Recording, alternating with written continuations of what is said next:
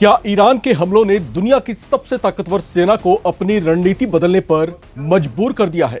क्या अमेरिका सचमुच पीछे हट रहा है या फिर किसी बड़े सैन्य ऑपरेशन की तैयारी चल रही है?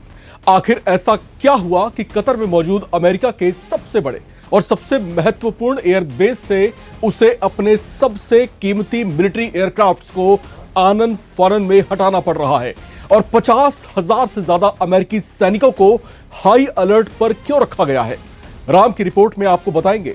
अमेरिका ने कतर के अल उदैद एयरबेस से KC-135 स्ट्रेटो टैंकर विमान क्यों हटाए? इन्हें इजराइल के करीब क्यों भेजा जा रहा है?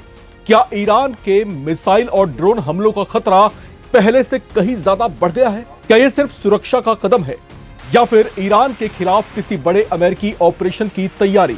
और अगर जंग और भड़की तो इसका असर पूरे मिडिल ईस्ट और दुनिया पर कितना भारी पड़ सकता है? नमस्कार, आप देख रहे हैं नवभारत टाइम्स। मैं हूं राम विश्वकर्मा। इस एक्सक्लूसिव रिपोर्ट में हम आपको दिखाएंगे इस पूरे घटनाक्रम की परत दर परत कहानी और बताएंगे क्या सच में अमेरिका ईरान के डर से खाड़ी देशों में अपने ठिकाने खाली करने लगा है?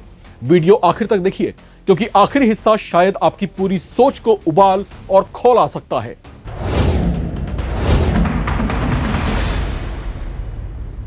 एक तरफ अमेरिका और ईरान के बीच तनाव लगातार बढ़ रहा है तो दूसरी तरफ अमेरिका ने ऐसे कदम उठाए हैं जिसने पूरी दुनिया का ध्यान अपनी ओर खींच लिया है। रिपोर्ट्स के मुताबिक अमेरिका ने कतर स्थित अल उदैद एयरबेस से अपने सबसे महत्वपूर्ण KC-135 स्ट्रेटो टैंकर विमानों को हटाकर साउथ इजराइल के ओवडा एयरबेस की ओर भेजना शुरू कर दिया है। पहली नजर में यह पीछे हटने जैसा लग सकता है, लेकिन मिलिट्री एक्सपर्ट्स इसे अलग नजरिए से देख रहे हैं।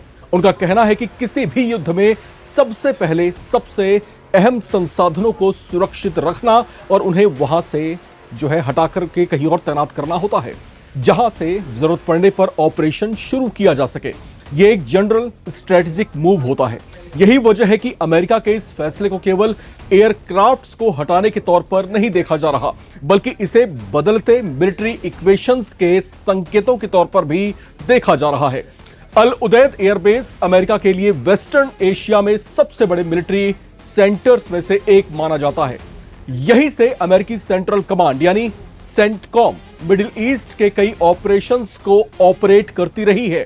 रिपोर्ट्स के मुताबिक मिड जुलाई से इस एयरबेस से कई KC-135 विमान उड़ान भर चुके हैं।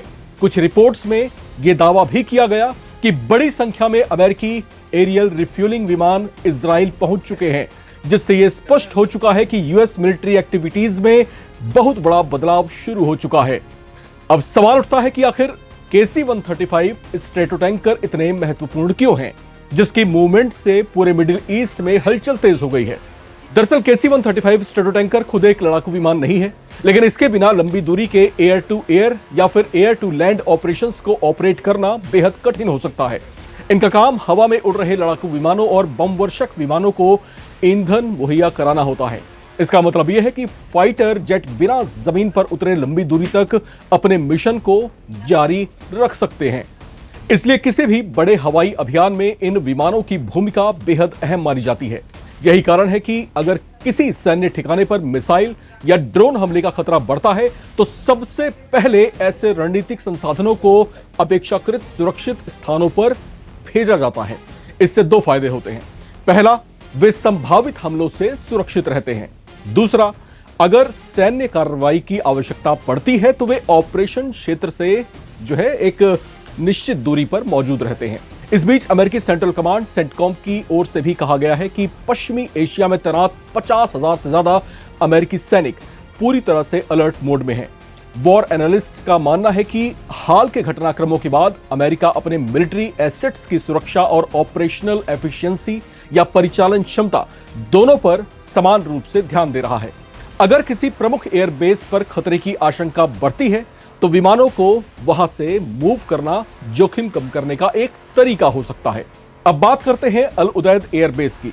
कतर में मौजूद यह बेस अमेरिका के लिए रणनीतिक दृष्टि से अत्यंत महत्वपूर्ण माना जाता है। पश्चिम एशिया में होने वाले कई हवाई अभियानों का संचालन यहीं से पहले हो चुका है। यही वजह है कि इस बेस की सुरक्षा को लेकर अमेरिकी विशेष सतर्कता इस समय बरतते हुए दिखाई दे रहे हैं। दूसरी ओर ईरान लंबे समय से यह कहता रहा है कि अगर उस पर हमले होते हैं तो वो मिडिल ईस्ट में मौजूद अमेरिकी सैन्य ठिकानों को बार बार निशाना बना सकता है। ऐसे बयानों और क्षेत्रीय तनाव के बीच अमेरिका की ओर से अपनी मिलिट्री एसेट्स की रेस्टोरेशन सिक्योरिटी और तैयारी उनकी दोनों दृष्टिकोणों से अब बेहद महत्वपूर्ण मानी जा रही है। अब सबसे बड़ा सवाल यह है कि क्या अमेरिका पीछे हट रहा है? इस संबंध में जो तमाम चर्चाएं हैं, जो जानकारियां हैं, उस आधार पर ऐसे किसी निष्कर्ष पर फिलहाल पहुंचना थोड़ी जल्दबाजी हो सकती है। सैन्य रणनीति में कई बार संसाधनों को एक स्थान से दूसरे स्थान पर ले जाना उन्हें सुरक्षित रखने और बेहतर ऑपरेशनल स्टेटस में रखने का एक हिस्सा होता है। इसे केवल कमजोरी या वापसी के रूप में नहीं देखा जा सकता। अगर भविष्य में तनाव और बढ़ता है तो ऐसे टैंकर विमान लड़ाकू विमानों को लगातार ईंधन उपलब्ध कराकर लंबे अभियानों में महत्वपूर्ण भूमिका निभा सकते हैं। वहीं अगर हालात सामान्य होते हैं तो इन्हें फिर से तैनात किया जा सकता है। यानी फिलहाल तस्वीर यह है कि मिडिल ईस्ट में तनाव बना हुआ है। अमेरिका अपनी सैन्य तैयारियों और संसाधनों की सुरक्षा पर जोर दे रहा है और ईरान अमेरिका के बीच बढ़ती तनातनी पूरे क्षेत्र की सुरक्षा पर नजरें टिकाए हुए हैं। आने वाले दिनों में दोनों पक्षों के कदम यह तय करेंगे कि हालात कूटनीतिक दृष्टिकोण की तरफ बढ़ रहे हैं या फिर तनाव और ज्यादा गहरा हो सकता है। अब चलते चलते कुछ सवाल नवभारत टाइम्स के आप तमाम दर्शकों से। आपको क्या लगता है, क्या अमेरिका का यह कदम केवल एहतियाती सैन्य रणनीति है या यह किसी बड़े ऑपरेशन की तैयारी का संकेत हो सकता है?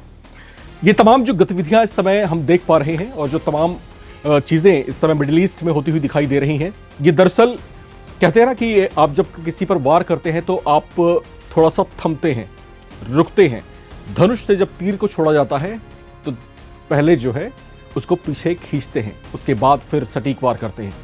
अमेरिका अब जिस तरीके से अपने संसाधनों को सिक्योर कर रहा है, जिस तरीके से उसको इजराइल की तरफ मूव कर रहा है, सेफ जोन्स में उनको तैनात करने की कोशिश इस समय करता हुआ दिखाई दे रहा है, तो यहां पर चर्चाएं जबरदस्त हैं। सोशल मीडिया में शोर मचा हुआ है कि अमेरिका डर गया या अमेरिका डर करके अब अपने सैन्य कमांड्स या फिर जो अपने सैन्य एयरबेस उनको अब खाली करने की तरफ बढ़ रहा है।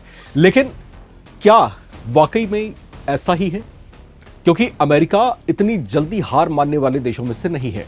वो दबाव बनाने की रणनीति पर काम करता है, वो प्रेशर पॉलिटिक्स पे काम करता है। तो ऐसे में बैक मूव उसके डर का संकेत ना माना जाए।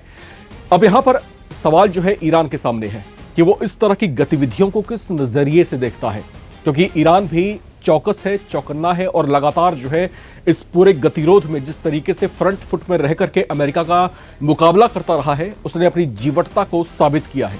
उसने अपने पराक्रम को, अपने सब्र और साथ ही साथ अपने शौर्य को साबित किया है। लेकिन युद्ध सिर्फ शौर्य से नहीं जीते जाते, युद्ध बेहतर रणनीति से जीती जाती है। तो अमेरिका की तरफ से जो मूवमेंट्स अब दिखाई दे रही हैं, इसको ईरान किस तरीके से देखता है, वो आने वाले भविष्य में इस पूरे गतिरोध की और इस पूरे जोन की दशा और दिशा तय कर सकता है। आपको क्या लगता है? लेकर अपनी राय कमेंट बॉक्स में जरूर शेयर करें और देखते रहें नवभारत टाइम्स।